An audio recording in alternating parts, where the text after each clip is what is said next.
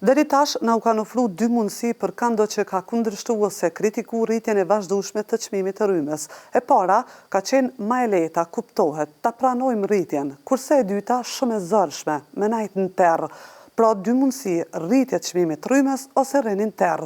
Duke na i përmend veç këto dy opsione në vazhdimsi, të dyja ekstreme, na e kemi zgjedhur të keqen më të vogël, pra rritjen e çmimit të rrymës, duke e ditë që në çat minutë që nuk kemi mundësi me e pagu, na vjen mundësia tjetër, me najt dhënshëm terr, sepse ta kputin rrymën kurse pagun ashtu kështu.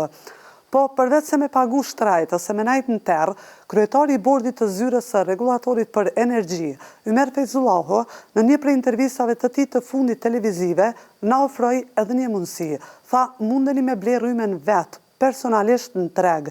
I kom bo goxha do vjet, kom përjetu reduktime të lehta e tashpra të rrymës, veç këtë opsion nuk e kisha ndih kurrë. Pra, kryetari një prej agjensive ose zyreve më të rëndësishme që me sqaru shkurt, e cila licencon operatorët se furnizues të rrymës, por edhe rregullon çmimin e rrymës në treg, ose më mirë me thonë për xhepat tonë e deregullon çmimin, na ofroi një mundësi që besoj se rrallë kush për juve e keni ni. Bleni rrymen vet, negocione vet, bëni kontrata me furnizues vet. Nëse nuk po besoni, çengone.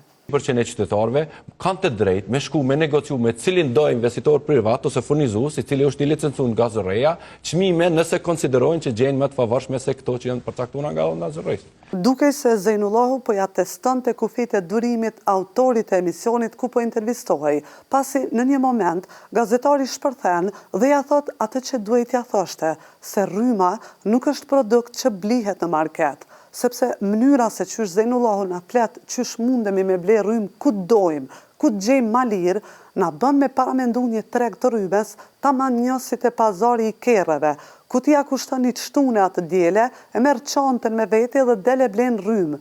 Nëse janë 18 operator ekonomik të licencuar për furnizim me rrymë, na sipas Zejnullahut mundemi me shku me fol me secilin prej operatorëve edhe me bë marrëveshje që neve na konvenon.